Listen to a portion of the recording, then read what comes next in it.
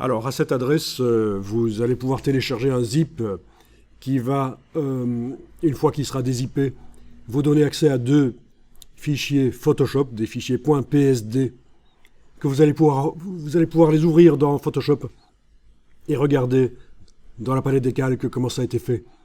Il s'agit donc évidemment, c'est indiqué ici, de deux exemples de transformation de photographie en dessin. Ensuite, progressivement, on va faire un script qui permet d'automatiser la création de tous ces calques, parce que vous allez voir, il y a quand même une vingtaine de calques, avec même des choses imbriquées les unes dans les autres. Donc, grâce au script qu'on va mettre au point, une fois qu'il sera mis au point, vous allez pouvoir ouvrir une photo, appliquer le script. En une fraction de seconde, tous les calques sont créés et il n'y a plus qu'à modifier les réglages. Et en moins de 5 minutes, vous avez un dessin, entre guillemets, fait au départ d'une photographie. Alors ça vaut ce que ça vaut. Et sur YouTube et ailleurs, vous allez trouver d'autres explications sur la manière de transformer des photos en dessin. Donc je vous invite aussi à regarder les autres manières de faire. Ceci est ce que je propose ici est une manière de faire qui, au niveau, une fois que le script est fait, et qu'on l'utilise pour transformer rapidement, pour créer rapidement les calques, vraiment le rapport entre l'effort fourni et le résultat est pas mal, je trouve. Alors, une fois que vous allez ouvrir dans Photoshop, vous allez voir, ça va ressembler à ceci. Vous allez avoir un espèce de dessin comme ça.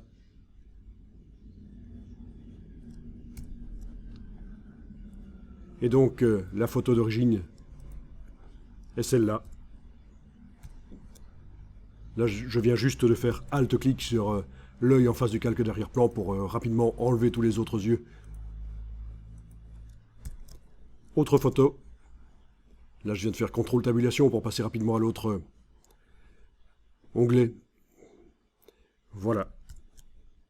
Donc ça a été fait très très vite en très peu de temps. C'est faisable. Et donc, ça ne fonctionne pas nécessairement avec toutes les photos.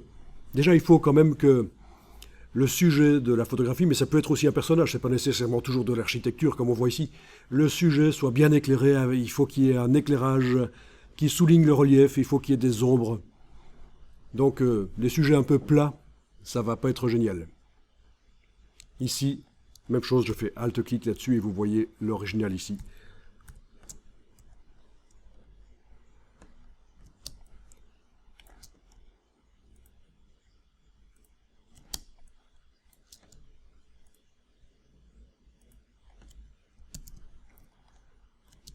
Donc ce qui serait intéressant dans un premier temps, ce serait d'analyser la palette des calques et de voir un peu comment ça a été fait, essayer de trouver, essayer de comprendre.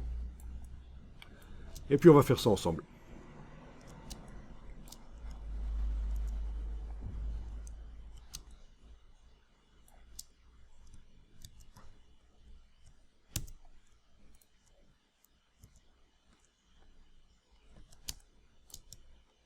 Ça peut être intéressant pour illustrer un livre, par exemple. Des illustrations décoratives. Pourquoi pas? Au lieu de mettre des photos, ce sera quand même mieux, je pense, pour une publication, pour donner un certain standing. Et normalement, le grand public n'y verra que du feu, ne devrait pas comprendre qu'il s'agit en fait en réalité au départ d'une photographie. Mais bon, peu importe ici, il ne s'agit pas de tromper sur la marchandise, puisque la marchandise, ce n'est pas l'illustration en elle-même, mais c'est le livre dans lequel l'illustration est mise. Enfin, je parle de livre, mais ça pourrait être autre chose. Bon, ce sont des choses qui se font depuis très longtemps.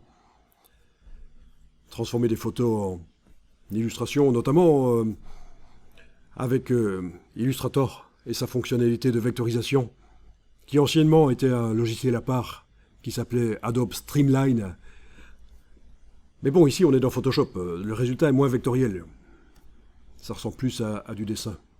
Il y a d'autres manières de faire, vraiment, vous allez peut-être trouver mieux, mais qui va peut-être demander un peu plus de temps, mais ça peut être intéressant aussi, pourquoi pas, chercher sur le web des tutos, sur YouTube, des tutos d'autres personnes que moi et ça peut vraiment être très intéressant.